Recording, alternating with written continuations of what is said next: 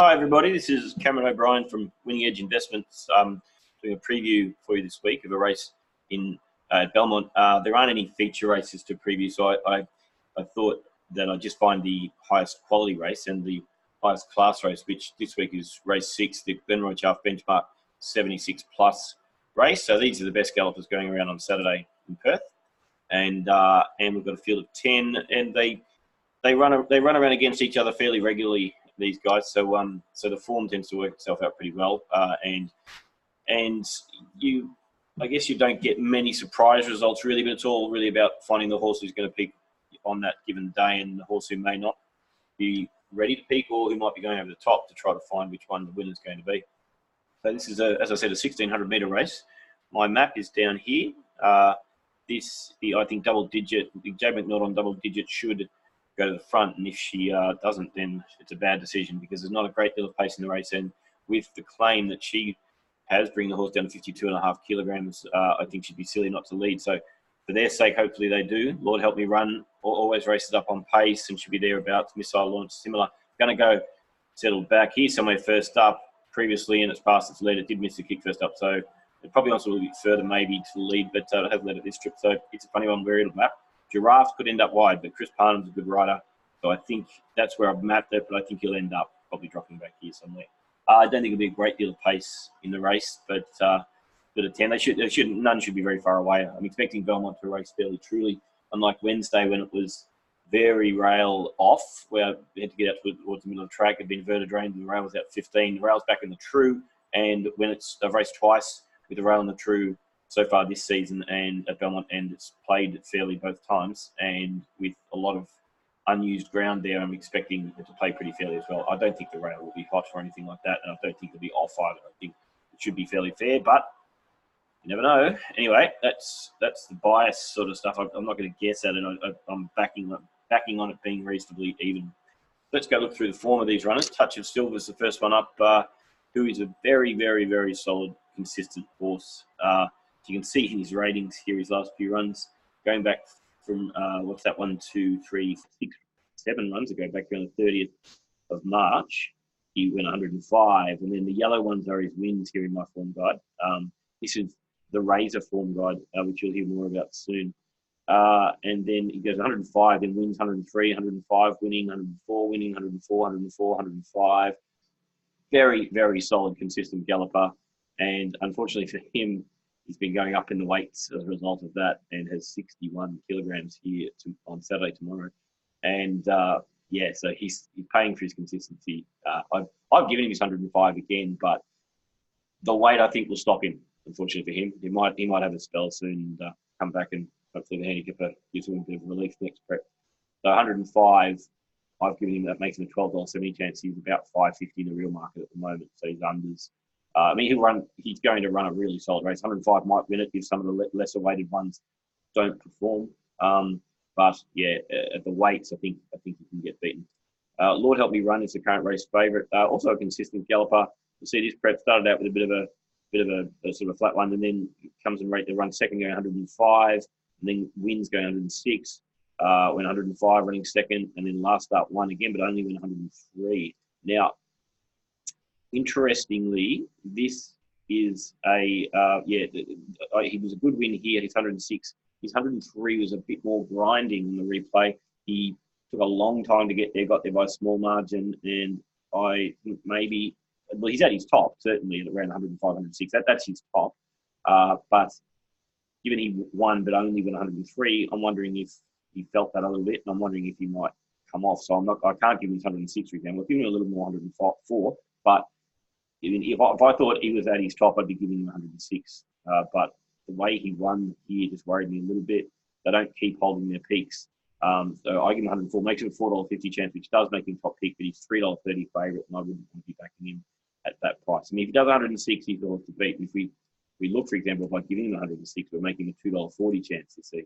I'm not going to give him 106 for those reasons. And this is where you have to work out what the right mark is. The market is obviously saying 105 because that makes a $3.20 chance, which is what the market is.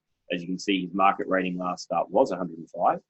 So the market is marking around those marks again. I was a little bit worried by watching the replay of his win when he did the form here. I was a little bit worried, as I said, that he was just a little bit flatter with that win, and the rating sort of says 103. But he's so consistent. Give him 104, but yeah, I wouldn't be on at the price. If you got under $3, you'd be potentially looking to lay in if you're a lay punter. But yeah, I'd be looking to back some others with some value presented. Missile Launch is not one of the ones I'd be looking to back. He came back, fairly plainly with his 97, and I don't really think I can give him up to his old marks he's done back here. I've given 101 and making $30 chance. Battle Talk, enigmatic, really Pike's riding, very enigmatic thing. And look back here at this run where he's got 108 when he flew, and then went 106, and then goes 195, 96. So he can be all over the place. It's all about which version of this horse turns up. I've given 103.5 because he has now had 8 runs in his prep. He's, if you give him 108, he's going to bolt it. Where's he $1.70? If you give him 96, he's $197. So it's all about where you land him. 103.5. Pike back on. Pike did ride him back here, but then again, Pike rode him here to his 95 as well. So yeah, up and down. Battle Talk can win. He's about $7 in the real market. If he got out to double figures, it'd be very interesting. I doubt he would with Pike on. But it is a guess with Battle Talk because it's all about which one turns up, as I said. Giraffe. Remember, I said he maps on a limb, but I think Chris Parnham's good enough to, as I said, Chris Parnham's good enough to just get back here somewhere. I think he could even press on, but I doubt it. I think he'll snag and look for that trail back there. Okay, so improving this prep, a better run last time out. Getting up to his 99. He's got these very good marks back here last prep, and he's going quite well. I've improved him up to 103 and makes him an $8.60 chance. I think he's about $10 in current market. He'd be one I'd actually be looking to get on if we can get even 12, 13 on the day potentially. We'll see what the market does in the morning.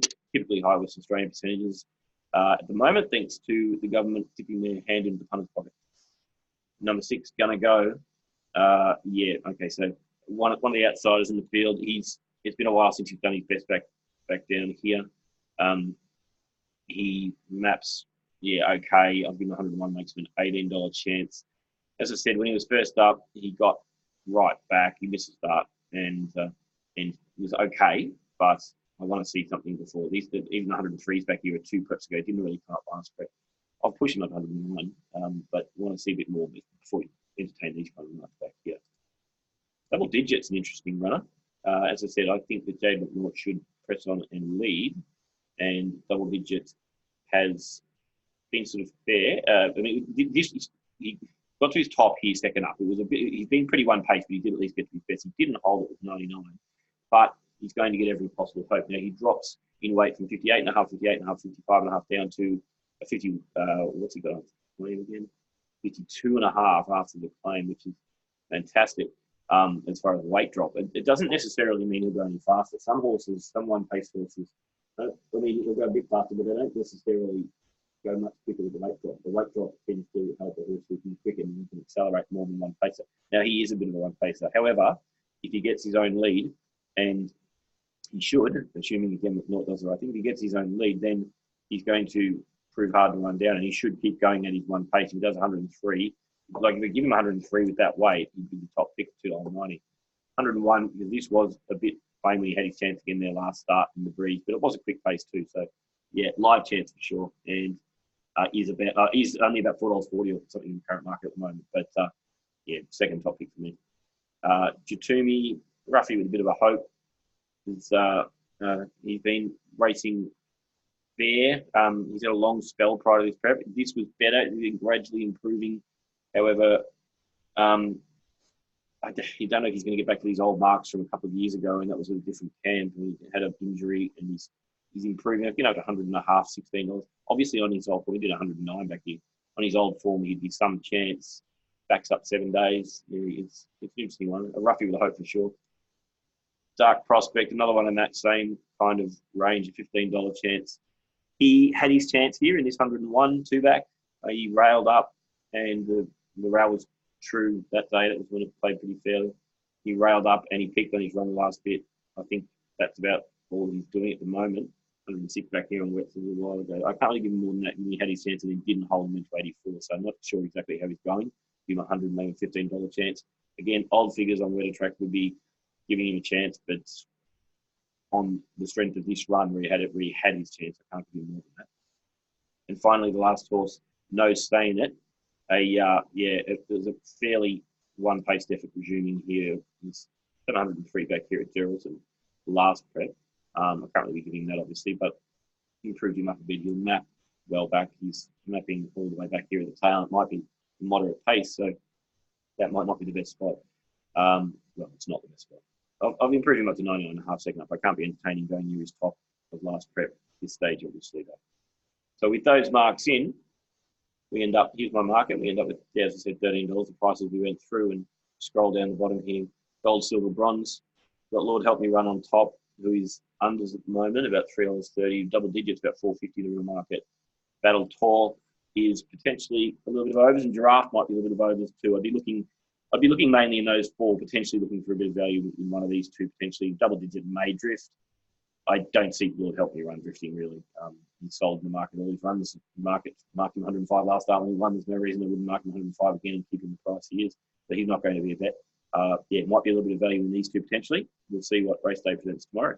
And there's my full market for you to have a look at here at the finish. Thanks very much, and good luck tomorrow.